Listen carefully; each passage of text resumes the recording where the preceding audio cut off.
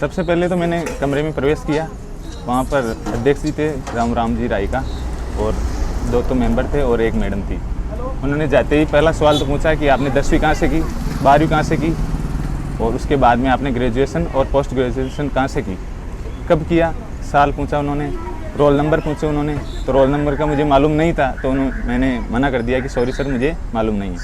उसके बाद में पूछा कि आपके परसेंटेज कम क्यों रहे, 45 से लेकर 55 के बीच में ही परसेंटेज रहा, तो आपने कहीं सौगंध तो नहीं खा रखी थी कि 45 से तो ज़्यादा कुदाना नहीं है और नहीं 55 से तो ज़्यादा कुदाना नहीं और 45 से नीचे ले जाना नहीं है, इसका क्या कारण रहा होगा, उन्होंने ये पूछा।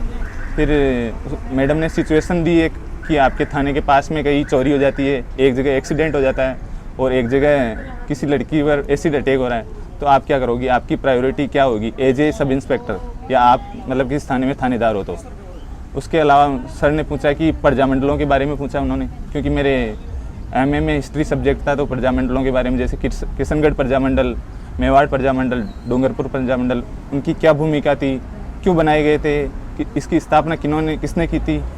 और उनके अलावा जैसे कि आपने इंटरव्यू की तैयारी किस प्रकार से की, तो मैंने उत्कर्ष वाले में बताया कि वहाँ गया था मैं सर, वहाँ पे की थी, मॉक इंटरव्यू दिया था। तो उन्होंने पूछा कि वहाँ मॉक इंटरव्यू किसने लिया था, किसने लिया था, अधिकारी कौन थे वहाँ पर, तो मैंने बताया कि AK मलिक सर वहाँ पे अध्यक्ष थे। और उसके अलावा आपने क्या किया, तो मैंने कहा मेरे के सामने बैठकर मैंने तैयारी की।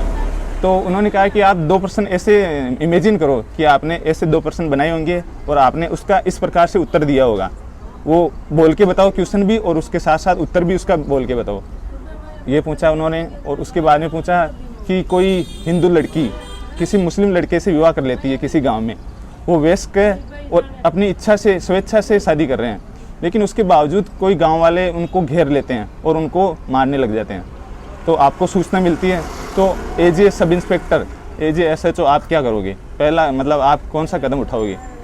और उसके अलावा सब्जेक्ट के बारे में कुछ पूछा था उन्होंने, जैसे इतिहास में आपने किया तो इतिहास की क्या परिभाषा होती है, हॉबी के बारे में कुछ नॉर्मल क्वेश्चन पूछे उन्होंने, जैसे योग के बारे में कुछ पूछा था, जैसे 2020 की जो योग दिवस मनाया गया था उसकी थीम क्या थी, कहाँ मनाया गया था।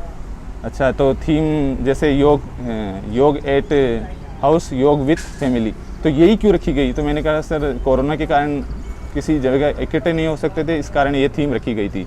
अच्छा, तो पुलिस वालों का क्या भूमिका रही इस कोरोना रोग के दौरान, तो मैंने कहा कि जो भी उत्तर दिया यही सवाल पूछे। उसके अलावा आपको कॉन्फिडेंस से जाना है, और जैसे सब्जेक्ट्स के आपने MA किया हुआ है तो उसके बारे में आपको गहराई से थोड़ा मालूम होना चाहिए।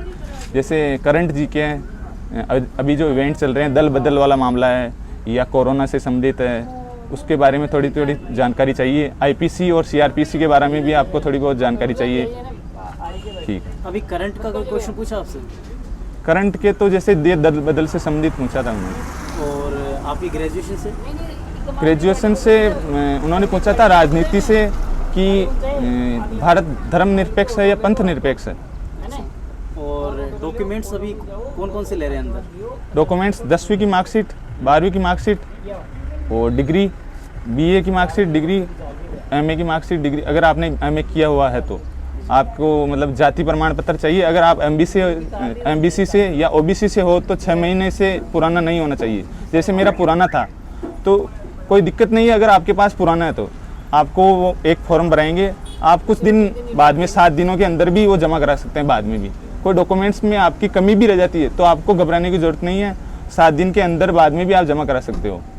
अच्छा, और आपने अंदर जाके कैसा फील किया? फिलहाल बहुत ही अच्छा माहौल था, अंदर हंस रहे थे अधिकारी जी, और उसमें कोई दिक्कत वाली बात नहीं है, घबराना नहीं है आप।